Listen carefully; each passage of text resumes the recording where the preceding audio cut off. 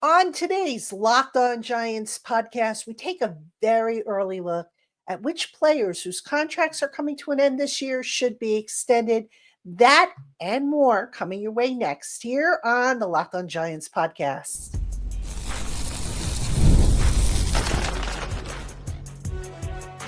You are Locked On Giants, your daily New York Giants podcast, part of the Locked On Podcast Network, your team every day. Hello, New York Giant fans, and welcome to another edition of the Locked On Giants podcast, part of the Locked On Podcast family, your team every day.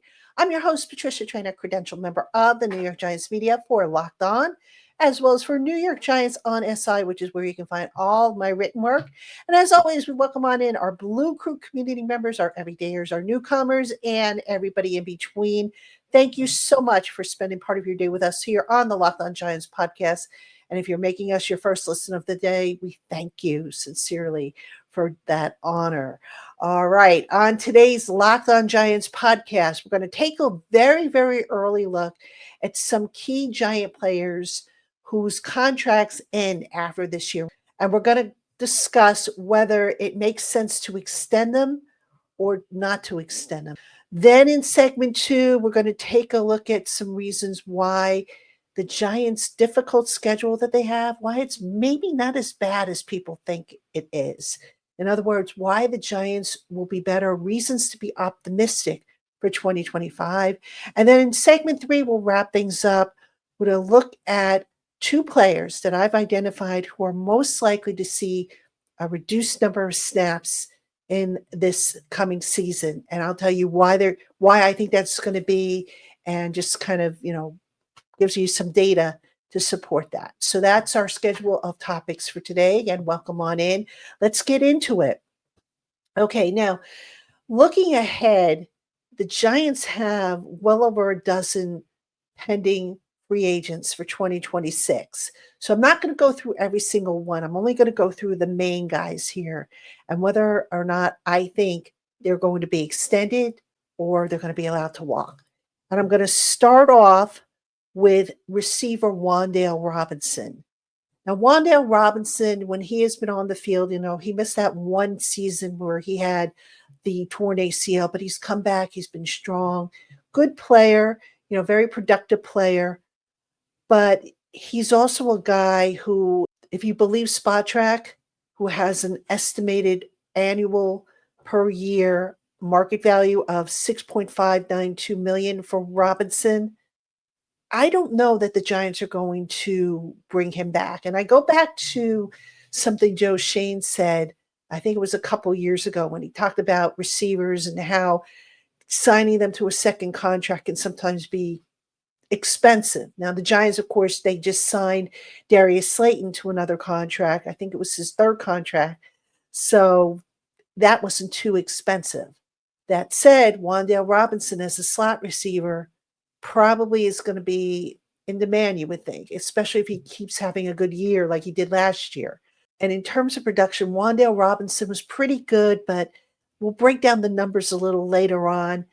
When you look at them up close, really, I think 6.592, if that's the going rate for him, I don't see the Giants paying him that kind of money, especially when in a couple years they're going to have to decide whether or not to pick up Malik Neighbors' option year, which right now there's no reason to think they won't. And the other reason why I don't think the Giants will necessarily extend Wan'Dale Robinson, even though he's been, like I said, very good, usually slot receivers are a dime a dozen. So I don't know that the Giants will look to spend big bucks to bring him back. Right? That's just an early guess right now. All right. The next guy on my list, cornerback Cordell Flott. I don't think they extend him. Cordell Flott had an opportunity last summer to win the starting cornerback job, really couldn't do it, even though at one point it was his job to lose. But I go back to that offseason, how the Giants were trying to bring in somebody, an experienced veteran, to take that position. And when they couldn't do it, suddenly they were saying, oh, it's Cordell's job to lose. And of course, Cordell couldn't handle it. He couldn't hold on to it. They brought back Adoree Jackson. I think the Giants potentially move on from Cordell Flott next year. And I think cornerback will be another, high need for the Giants early on, talking early on. Tight end Daniel Bellinger. I like Daniel. I think he's a good player. I don't think they use him enough, but for whatever the reason, ever since his rookie season, they've either tried to trade over him or draft over him. So, they brought in Darren Waller in a trade because they felt that Darren Waller was going to be more athletic and give them more production than Bellinger had in a rookie season. And he kind of fell by the wayside. Bellinger did. Then last year, Theo Johnson was drafted. Again, Theo Johnson, a little bit more athletic. So there's kind of a trend here. The Giants may be looking for a more athletic tight end for the receiving game. And Chris Manhertz, let's not forget about him. He was brought back as a blocker, something that Daniel Bellinger's game kind of fell off a little bit after his rookie season. So I just have a gut feeling he's not going to be back. And then, of course, you throw in Thomas Fidone, who they drafted in the 7th round this year and who they're going to look to bring up to speed. I don't know that Daniel Bellinger is going to be back here next year. So I'm going to say no on him. All right. Inside linebacker Micah McFadden. I think they will try to bring him back. I don't know if it's going to happen.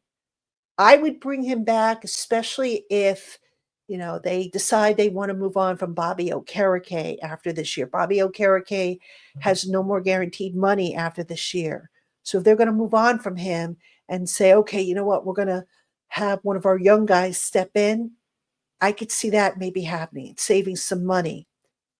That all depends, though. Micah McFadden's return not only depends on that, it also depends on does Deontay Johnson, who's going to finally get hopefully a full season in after missing most of last year with the injury, high ankle sprain, does he develop? Does Darius Mawaso develop? How much is Abdul Carter, who can play inside linebacker, how much is he going to factor into the equation, especially in certain personnel packages? So these are all things that I think are going to go into the consideration or the decision whether or not to bring back Micah McFadden. I think they will, but I'm not going to sit here and say that I'm 100% convinced that that's going to happen as of this recording. All right. One more that I want to talk about. This one, I hope they bring this guy back because I happen to like him. I think he's great leader, great personality, great locker room presence, but on the wrong side of 30. And I'm talking about offensive tackle Jermaine Illuminor. Now, Jermaine Illuminor, he could play both tackle spots. He could play guard. Very versatile. I think worth it to bring back. Jermaine Illuminor, his contract was at his current contract, $7 million APY. I don't know that the Giants will look to do that, to bring him back for a little bit more, as versatile as he is. And I say that because Marcus Bowe was drafted with the intention of playing at least right tackle, maybe playing guard. So I kind of get the feeling that Marcus Bowe, if he develops, is going to be the guy that ultimately is going to replace Jermaine Illuminor if they decide not to bring him back, if they decide he's too expensive or they want to go younger because they've got Marcus Bowe now on a rookie contract. So as much as I'd like to see Illuminor back, because again, I think he's a wonderful locker room presence and very pro-Giant and everything like that, I don't think the economics are going to work for him to be back. Now, we'll see. Obviously, if Marcus Bowe doesn't develop, then maybe they say, okay, you know what, we bring back Illuminor on a 2-year deal with the second year being no guaranteed money. But I think that the plan is Marcus Bowe is going to ultimately replace Jermaine Illuminor in some capacity, whether it be at moving into right tackle, which is the position they've been working him at, or maybe they go and they get another tackle and they move him inside the guard and shift that around. But I think that ideally the Giants would like for Marcus Bowe to develop into a tackle. Okay, coming up next, let's be optimistic, right? What are some reasons why the New York Giants will be better, have a better record this year? I'll give you a few coming up right after this. Hey, Giant fans, as a small business owner, your work doesn't end when the clock hits 5 o'clock. Your business is always on your mind, which means when it's time to hire, you need a partner that works just as hard as you do. And that's where LinkedIn Jobs comes in. When you clock out, LinkedIn clocks in. LinkedIn makes it easy to post your job for free, share it with your network, and get qualified candidates all in one place. LinkedIn has a feature that can help you write your job descriptions quickly and then get them in front of the right people with deep candidate insights. And here's a pro tip: add the hashtag hiring frame to your profile, and you will potentially double your reach to qualified candidates. No wonder why 72% of small businesses say that LinkedIn helps them find high quality hires. So go on, post your job for free at linkedin.com/lockedonnfl. Again, that's linkedin.com/lockedonnfl to post your job for free. Terms and conditions apply. All right, Giant fans, welcome back to the Locked On Giants podcast. I'm your host, Patricia Traina. Coming up this week, OTA number 6. That will be on Thursday. Now, also for OTA number 6, in addition to the full practice, we'll hear from some more players. Probably we'll hear from the quarterback, I would think. I think we'll hear from Russell Wilson, but we're also going to hear from assistant GM Brandon Brown, and the coordinators are going to speak for the first time this spring. So there's going to be a lot to cover on Thursday at the 6th OTA. Make sure you're following me on social media, on Twitter, or X as it's now called. And of course, after the session is done, after the practice is done, and I get back here to my home studio, I will sit down, I'll record a podcast for you, giving you all the updates from the practices. So make sure you tune in. All right. So let's talk optimism here. Why the New York Giants will be better in 2025. Now, I've heard it all before. I've even talked about it. The Giants have a brutal schedule. But, I took a closer look at the schedule. And while I'm not going to sit here and say that the Giants are going to be a 10-win team or a Super Bowl contender, I'm not going to be unrealistic about that. But in looking at the schedule, maybe it's not as bad as we think it is. And let me just run down and explain by each team what I mean by that. Dallas Cowboys. I know they have had the Giants number the last several years, but I don't think they're, they've kind of been weakening as they've gone on each year. And I just think this year is going to be the year the Giants are going to be able to top the Cowboys, break that hold that they have over them. We talk about the Washington Commanders. I know the Commanders swept the Giants last year, but you know what? The Giants played the Commanders tough, and they basically stayed in the game with them and should have beaten them the first time around had they had a healthy kicker. The Chargers, I know they went to the playoffs last year, but again, I'm not sold on that team. They've changed, and I don't think they're as strong of a team as they were last year. The Saints, that should be an automatic win because who's playing quarterback for the Saints, right? Denver, the Giants have a chance to beat Denver because the Broncos are coming back from London the week prior, and they decided not to take a bye week. So maybe they have travel fatigue. Maybe that works in the Giants' favor. Maybe the Giants steal a win there. The Bears, new head coach in Ben Johnson. Can he get Caleb Williams on track? Caleb Williams last year, I don't know. I wouldn't say that he looked like a number 1 overall draft pick. I guess part of it was of that reason was because of the coaching staff. Jury's still out there, as far as I'm concerned. The Detroit Lions, still a powerhouse, but they have 2 new coordinators. So how is that going to kind of take root? Because it's not like, the new coordinators coming in are going to carry over Dan Campbell's system. Dan Campbell's that more of a CEO style head coach. It's not like he was an offensive coordinator or defensive coordinator. So you're talking all new systems maybe for the Detroit Lions. The Patriots, the Giants should be able to be competitive against. The Minnesota Vikings, they're going to have basically a rookie quarterback starting. If J.J. McCarthy returns from his knee injury, I know it's his second season, but he didn't play last year. So technically he's like a rookie. So how well is he going to be able to perform as in his first year in the NFL? And then the Las Vegas Raiders, that can go either way. I think the Giants can take the Las Vegas Raiders.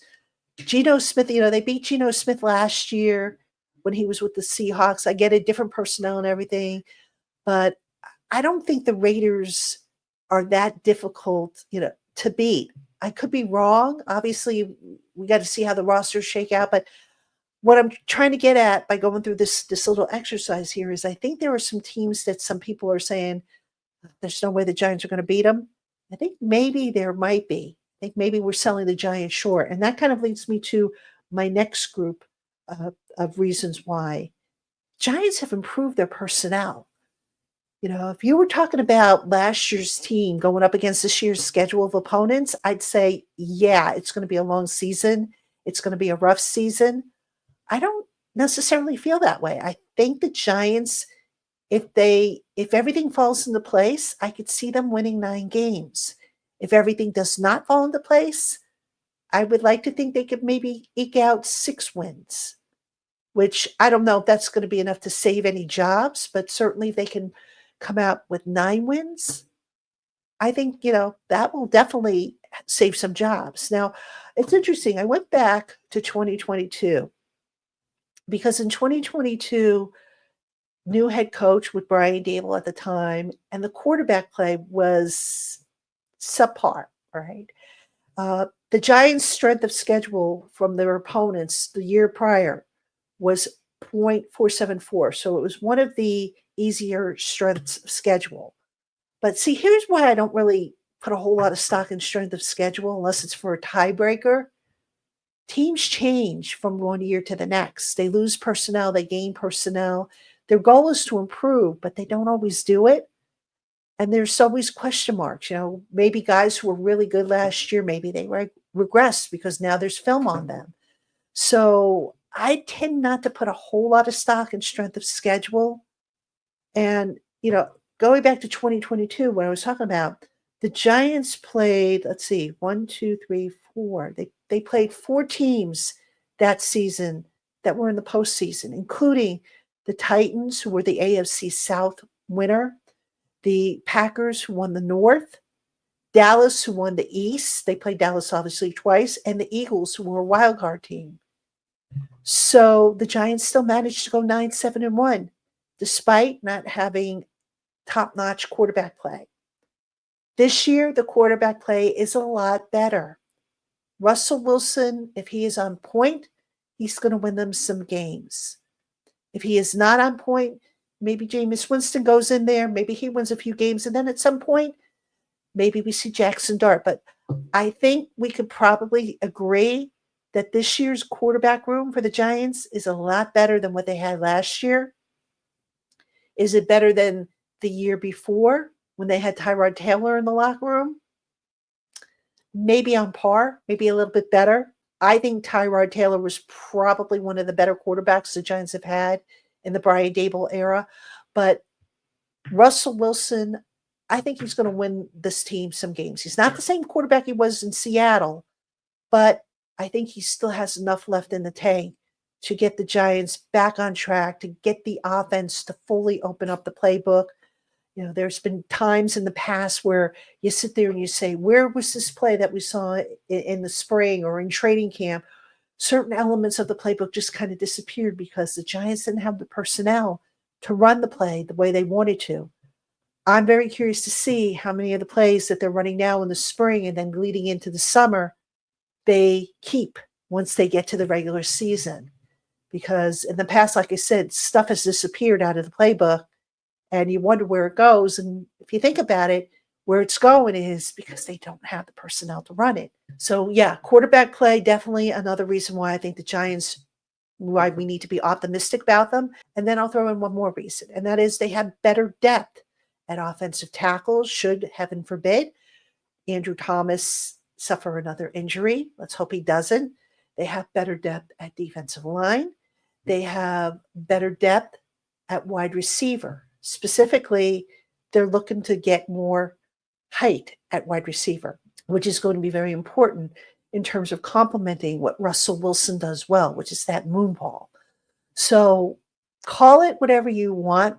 You might think I'm nuts for saying that, but I really feel that if this Giant team comes out of training camp without any major injuries, and if they're able to get through the season without any catastrophic injuries, they're going to be a lot better than last year.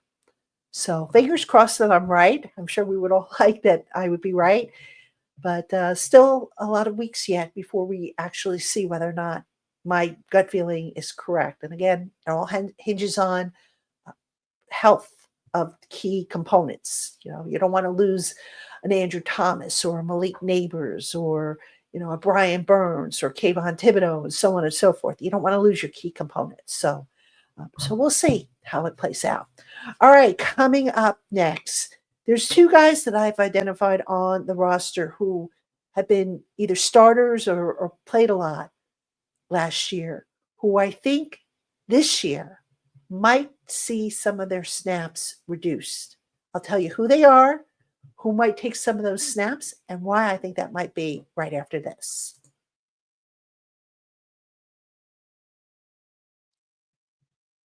All right, Giant fans, welcome back to the Locked On Giants podcast. I'm your host, Patricia Traina. And in this segment, who are some guys that might see a reduction in snaps this year? Right now, I've identified two, one on each side of the ball. And the criteria I use is how many snaps did they play? Who did the Giants bring in who could potentially challenge them? And then I looked at some of their stats and kind of tried to balance it out to say, okay, does this guy make more sense over the incumbent?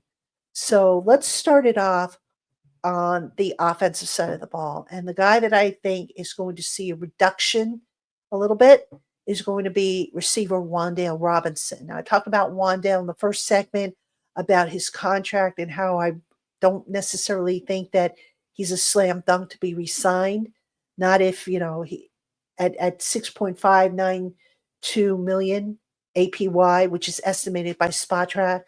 But here's why I think Wan'Dale is going to see a reduction in some of his pass targets. And no, it has nothing to do necessarily with Malik Neighbors, because last year, Wan'Dale saw a lot of snaps. He saw a lot of targets. He had over 130 targets, 93 receptions, which was a huge jump from what he had in 2023 when he had 76 targets, 60 receptions. All right, so why do I think Wan'Dale Robinson is going to see a reduction in targets? Well, a couple reasons. Number one, if you look at what the Giants have done at receiver, they've brought in taller guys. And what do taller guys do for an offense, particularly a passing game? They give you an advantage when it comes to the jump ball, especially deep down the field. Now, I looked up Wan'Dale's stats in the contested catch category. Wan'Dale has a career contested catch rate of 59.5%, which is not bad. But deep balls, passes of 20 plus yards, Wan'Dale is 2 of 4 on such passes. Wan'Dale doesn't run the deep ball. And what I think is going to happen, the Giants, this is why, they're kind of trying to get Jalen Hyatt up to snuff so that hopefully they can get him in there and he can take some of the onus off of Malik Neighbors. So if you have Jalen Hyatt going deep and you've got Malik Neighbors going deep, good luck to the defense to figure out who to double. Right? They'll probably double Malik, which will open up things for Jalen. So that being said, I just think we're going to see more deep balls. And Wan'Dale, his average yards per catch, 7.5, which was like towards the bottom of definitely at the bottom for the Giants receivers, and I think towards the bottom of receivers in general. I just think the Giants, now that they've got a quarterback that can throw it deep with accuracy, they've got two guys that can do it, three if you count Jackson Dart.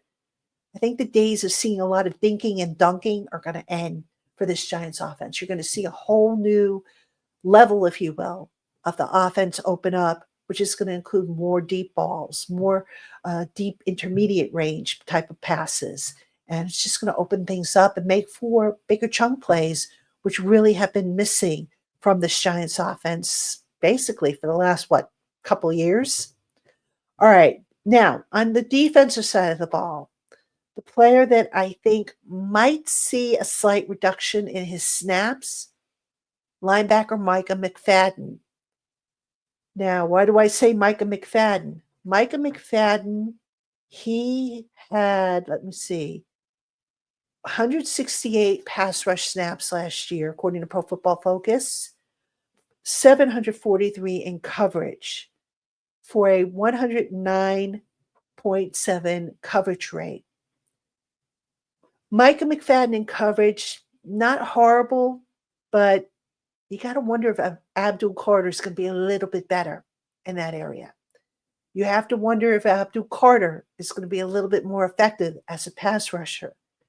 So I could see a case where Micah McFadden maybe doesn't get as much snaps as he did last year because of Abdul Carter. Abdul Carter, you're going to want to get him on the field however you can, however often you can. So maybe you put him in, besides playing him on the edge at outside linebacker, maybe he becomes the nickel linebacker on the inside. Maybe you have him as the spy. Maybe there are so many things that Abdul Carter can do, having played the inside linebacker position for the earlier part of his career at Penn State, that you just say to yourself, we got to get him on the field. And however we need to do it, we do it. And it might just come at the expense of Micah McFadden, which again, going back to what I talked about in the first segment, I don't know the Giants, I think they would maybe will re-sign McFadden.